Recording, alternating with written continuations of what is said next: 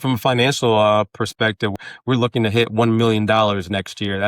That's our sweet spot that we're looking for. We're pressing in going into 2026. And so we have to be very strategic. And when you're a small boutique consultancy, coaching and consultancy, you have to be very specific and strategic about your plans as you continue to step on into. Like to work with some of our larger organizations, and then also look to beef up our team to include other coaches as well as consultants. So if you are out there and you align with some of those things that I've spoken about already, we might need to have a conversation. Welcome to Career Coaching Secrets, the podcast where we talk with successful career coaches on how they built their success and the hard lessons they learned along the way. My name is Davis Nguyen, and I'm the founder of Purple Circle, where we help career coaches scale their business to $100,000 years, $100,000 months, and even $100,000 weeks. Before Purple Circle, I've grown several 7- and 8-figure career coaching businesses myself, and have been a consultant at 2 career coaching businesses that are doing over $100 million each. Whether you're an established coach or building your practice for the first time, you'll discover the secrets to elevating your coaching business. Hey everyone, welcome to another episode of Career Coaching Secrets podcast. I'm your host, Rexhen, and today's guest is Dr. Peter James, a business strategist, leadership coach, and transformational change expert who helps organizations shift mindset, strengthen culture, and drive performance from inside out. As the founder of HCG Strategic Partners, Peter brings over 15 years of experience supporting leaders and teams through high-performance coaching, leadership development, and culture transformation. And it's a pleasure for me to have Peter on the podcast today. Welcome to the show. Thank you so much for having me. I truly appreciate it. It's a pleasure, man. And I wanted to dive a little bit deeper into like how you got started with your coaching business. And I know it's many years ago, but what inspired you to become a coach and then start your own coaching business? I was in corporate some years ago, and I've experienced a lot of changes inside the corporate environment, a lot of reorganizations, layoffs, whatever you want to call it. There was a lot going on around 2008 timeframe, and it really stuck to me. As a matter of fact, I experienced 3 layoffs in a matter of 18 months. And I figured if that person to my right or left could get laid off, that I surely could. So I wanted to discover my own purpose, my fulfillment, for lack of a better word. And that's when I discovered coaching. I got my own coach. I didn't discover that coaching was going to be it, but I did get my own coach. And coaching changed my life so much so that I went ahead and pursued coaching and got my own coaching certification. And the rest is kind of history of the launching of the organization. And still to this day, I'm a coach through and through. And love it overall. Interesting. So after 15 years of doing this, I'm assuming there's probably a type of client that you typically like to work with. So how would you, and I didn't mention this earlier, but when it comes to our podcast, there's 2 audiences. One audience or one group of audience is other coaches, either career coaches, executive coaches, leadership coaches. But we also have the borrowed audience of all of the guests that we had on the show before. And we might potentially be reaching out, or someone that you could potentially work with might be listening. So how would you describe that ideal client profile? Is there a certain specific industry, demographic, psychographic? Do they have some common goals or other commonalities? Yeah, good question. So I guess based on your question, I really need to be specific about my niche so I can identify who that is. Love the question there, Jen. And actually, we worked with so many different companies and organizations, but our targets are this. If I had to narrow it down, it's based on a little bit of my history. So our targets are healthcare, pharmaceutical, government, nonprofits, and higher education organizations. And our goal is to help strengthen those organizations from the inside out. And we do it 3 specific ways that you described it in the outset: leadership development initiatives, executive and leadership coaching, and then also, of course, transformational change initiatives. So our clients are usually executives, small business owners sometimes as well, who are looking to strengthen their organization in order to get better outcomes. And how do you get better outcomes? It's usually from the inside out. It doesn't mean you negate what's going on externally, but you got to work on yourself, work on your organization and your individuals, especially your leaders, as you continue to move forward. How would you describe the engagement they have with you? Like, is it like a one-on-one program, coaching? Is it group coaching? Is there some sort of a program length there? Yeah, good question. And so it's a little bit of both of what you described, plus even some workshops and things like that. So there's definitely that one-on-one coaching. Usually stretches from anywhere from 6 months to a year. That's our sweet spot. Anything less than that, you're kind of just beginning the process to a certain extent. There's also group coaching, whether it's with your teams or groups that exist. That usually goes a little bit shorter, maybe about 3 months. But the beauty of being in a group is because not only are you being challenged from the coach leader, but you're also challenging each other in that group setting. So that's phenomenal also. And then, of course, there's the workshops, whether it's the change initiatives, the leadership development programs, or the academies that we're developing, continue to develop for organizations. We try to make them as bespoke as possible. But however, there's quite a few angles or quite a few things that are continued to bring to each and every engagement as we move forward. In order for you to see meaningful change to Mhm. these leaders, typically probably has to take more or closer to 6 months or more than 6 months.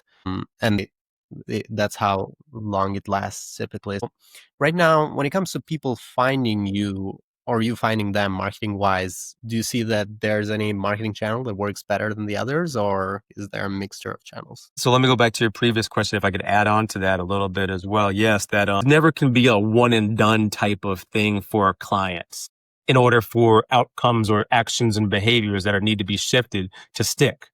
So I can't do a presentation on communication one time and now everyone's a master of communication. No, it just doesn't work like that. There has to be some accountability, some practicing in order to allow it to stick better than if it was just one time hearing it and then trying to execute on it. So that's definitely a thing, whether it is the coaching, the training and the workshops, or even the transformational change. How do we continue to make it stick? Ideally, coaching is involved with all of that to a certain extent. So now to your question, how do we find clients or how do clients find us? I love organic marketing. I will say that, Regina. What does that really mean? I love engaging with people one-on-one or in an audience or speaking in order to allow them to hear what we do. So we do a lot of speaking at conferences, obviously some podcasts here and there as in this one. Yes, we exist on digitally. LinkedIn is a great place to find me for sure. Peter A. James in Chicago. That's an excellent place to find us. But then also, we're also on Instagram. I mentioned LinkedIn as well. We have a website, hcgstrategies.com as well. So there's a myriad of ways, but developing the relationship is something that I go after in order to understand the needs of the person that I'm talking about. It's never a one and done thing. It's never that I'm here and I want to work with you tomorrow. It's wait, let's let you understand clearly what we do, but let me understand your gaps and your needs so that we can possibly help to fulfill them. So right now, to look into the future for the next 1 to 3 years, do you have any specific goals or business goals that you're working towards of? Definitely some financial goals. I think if you're in any business, you have to have those annual goals, even those quarterly goals. But then also there's the processes and the programs that you want to put into place, how many clients you ideally would like to work with, the types of clients that you want to work with. So yes, to answer your question is yes, we have all of those goals. Now, as we're recording, it's getting to be late 2020. So yeah, I'm already mentally in 2026 planning. We've got some engagements with some major clients, but also planning how to get more business from even smaller clients or clients that we just don't even know at this point right now, potential clients. So the answer to your question is yes, we are definitely working towards some financial, but also some programming goals as well. Don't have to talk about finality if you don't want to, but we can talk about the others as well. Yeah, so from a financial perspective, we're looking to hit $1 million next year. That's our sweet spot that we're looking for. We're pressing in, going into 2026. And so we have to be very strategic. And when you're a small boutique consultancy, coaching and consultancy, you have to be very specific and strategic about your plans as you continue to step on into. Like to work with some of our larger organizations, and then also look to beef up our team to include other coaches as well as consultants. So if you are out there and you align with some of those things that I've spoken about already. We might need to have a conversation. Cool. And right now, do you have a team already, like a team structure? I do, for sure. We have about five administrative team of about five, but then we also work with contracted coaches and consultants and trainers who help to fulfill a lot of our organizational goals and our client needs as we move forward. I'm the lead strategist, the lead presenter, the lead coach as well, but we definitely have a team of coaches and consultants that join us as needed. So you're also doing some coaching yourself as well. And why do I continue to do it? I love it. There's nothing like that aha moment from being a coach yourself when your client gets it and is making a shift. One of the biggest phrases that I use is shift your mindset. And so if you can shift your mindset in order to, again, think differently, but then act and behave differently as you move forward as a leader or even as an employee, that's a win-win situation. So to answer your question, yes, I'm still in the trenches, more so because I love it, less and less as I was earlier on in the tenure. As you probably already know, the more mature you are in your organization, you need to be working more on the business than in the business. Yeah, and it's a topic that we talk a lot in this podcast because for the coaches who like to grow their coaching business, it's a different story if you want to keep it to like certain level and you figure out a way with the operations to maintain that. But if you want to grow it, the analogy I like to use here is that of a baker opening his own business is potentially not really going to bake anymore. Is not going to make bread, is actually going to work on top of that business, handle all the operations and manage. So one of the areas that a lot of coaches, I wouldn't say struggle with, but don't like to work on has been marketing and sales, especially in the beginning stages. Later on, that tends to be less of an issue, and then it becomes more of an issue of hiring the right talent, hiring the right coaches to be on your team and deliver at the same level that you would deliver yourself. Where would you say is like kind of like the main challenges for you? Yeah, so I'll start out and echo a little bit of what you said there first. I think one thing that differentiates me and then also what we do is I am a business guy through and through. I teach business and entrepreneurship at the college level. So I love the administrative side of the business. I look at the profits and losses sheet every single day. I am in bed with my marketing guy on a regular basis because I want to know what he's thinking. He wants to know what I'm thinking. So we're having these conversations on how better to market. As an example, how we market today is not how we marketed 5 years ago at all. Right. Have a business development person as well that I have in-depth conversations of our ideal target markets and how we're going after them and the best way to attract them. So I love that background. I also have an executive assistant that, I work with, and she runs all my emails and my calendars. So while I have those, I'm very intimately involved in it, probably evolved a little bit too much, but I enjoy that aspect.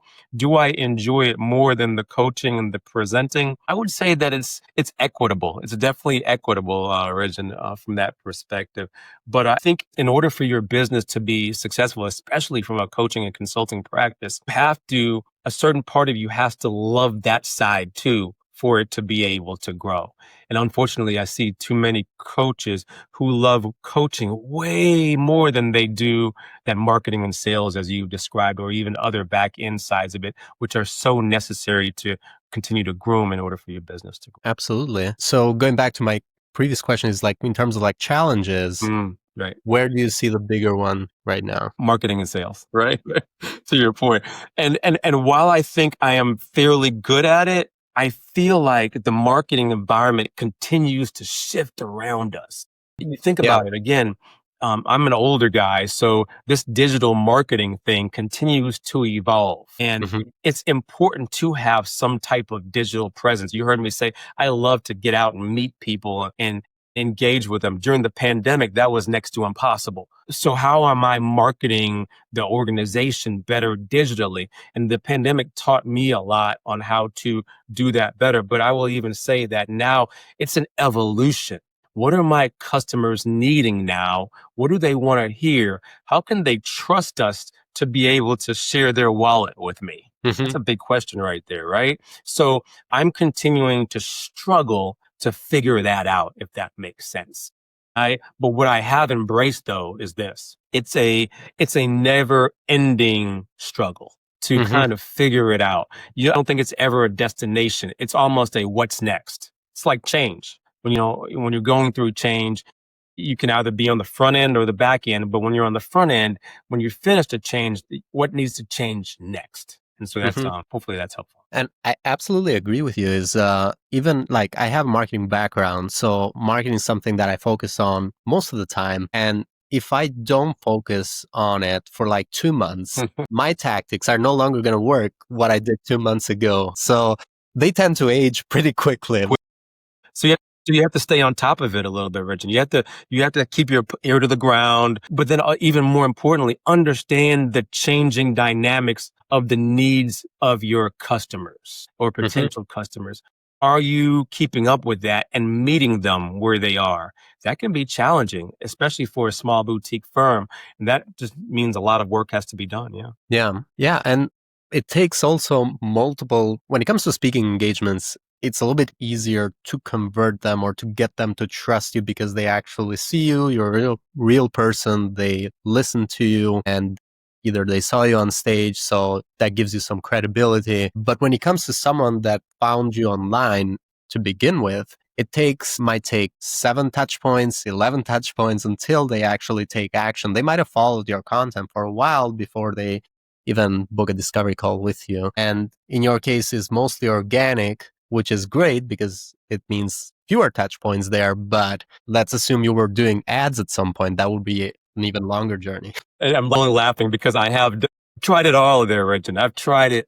You name it. I have given it a shot. I've spent money on it to a certain extent. And where we've gotten to right now has been through trial and error. And then also I know what works best for me and the team overall. Now that may shift again in another year, right, Rexhen? It may shift a little bit, but what's working well is the touch points, the shaking the hands, the having those insightful conversations, the building relationships, but then also having the back end digital atmosphere for them to, if they want to do some more research on us, that's available for them to be able to do so. Kind of like you did with LinkedIn before we got on the call, right? Yeah, absolutely. So I wanted to shift topics a little bit, and this is, again, an important topic for every coach who's listening. When it comes to investments, and this goes back to that research that we're going to do as well, what have been some investments that you feel really good about? Either learned a lot or got a good return from, and these could be investments of money, time, or both. And then also, what have been some investments that you would have preferred to have avoided if there's any bad investments as well, which I'm pretty sure with the experience there must have been some. There are lots of stuff I've invested in that I wish I could get that money back, the origin for sure. I have to say, best investment for my business has been my employees, hands down. Hiring the right people to be in the right positions at the right time in order to do what they do. They're experts in what they do. That has been invaluable.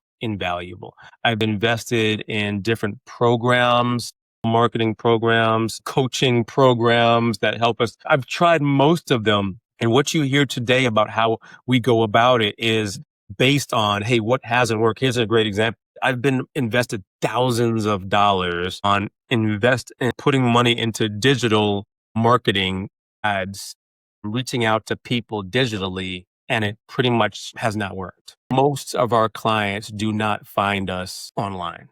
Now, don't get me wrong, that online aspect is needed to support Branding. people for branding. Yes, number one, but also for that research component that you mentioned as well. When they want to do research on us, that's got to be available for them easily. If it's hard for them, then they're going to go on to the next person or the next company, right? So I want to make that easy for them. But so I put myself in presentations and workshops and conferences and podcasts in places to be able to engage.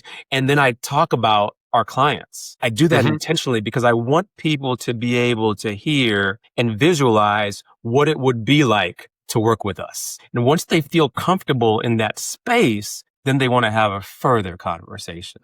And I love further conversations, Rexhen. So when you say bad investments, generally it has been things in marketing that you've invested money on that didn't really turn much of anything, ads or any type of program. Cool. So When I that's say, actually, let me interject something real quickly, Regina, if I could. When I say bad, let me rephrase that a little bit. Have been investments that I wouldn't do again. I learned a lot from them. I learned a lot what not to put more money into. That's invaluable, I think, to a certain extent as well. Right. But then now it's materialized into who we are today to a certain extent, if that makes sense. yeah. Totally agree with you. I also wanted to go into my final question, which is for the coaches again that are listening that want to scale just like you do. What have been like, when thinking about scaling, not just scaling revenue, but actually scaling impact, making bigger impact, what advice would you like to give to these coaches that are trying to scale their impact? We kind of alluded to it a little bit in our conversation earlier, and this is how can you begin to love the business side of your business just as much in order to set yourself up for better success. So yeah, you're a great coach, you are credentialed, you're a certified coach. Yes. However, what is it going to take now to market and sell more efficiently, to manage your clients better, to promote your business, brand your business better? Maybe you need to begin to write more. Maybe you need to begin to speak more. Identify those back-end preparation items that are very needed in order for your business to be successful. Thank you. Thank you so much, Peter. And thank you so much for coming to our podcast today. For anyone who wants to connect with you or find you, you can go into, number one, they can go into LinkedIn, look up Peter James. They'll be able to find your profile. Second, and we'll put this on the description as well, is the website, which I believe the URL should be shiftyourmindset.com. That's one of them. HCGstrategies.com is the preferred one, though, for sure. Okay, HCGstrategy.com, and we'll put that in the description as well. So is there any other way? You mentioned basically they could look up your name and also maybe find you on other platforms, but these should be like the two main ones. Listen, you can give me a call. My number is 312-291-1118. Give me a call, shoot me a text. Let me know you heard. And if you want to have a conversation, you heard me here, have a conversation. I'd love to be able to just have a conversation with you. I'm a little old fashioned, so the phones still work for me too there, Rexhen. Thank you. Thank you so much, Peter. That's it for this episode of Career Coaching Secrets. If you enjoyed this conversation, you can subscribe on YouTube, Spotify, Apple Podcasts, or wherever you're listening to this episode to catch future episodes. This podcast was brought to you by Purple Circle, where we help career coaches scale their business to $100,000 years, $100,000 months, or even $100,000 weeks, all without burning out and making sure that you're making the impact and having the life that you want. To learn more about our community and how we can help you, visit joinpurplecircle.com.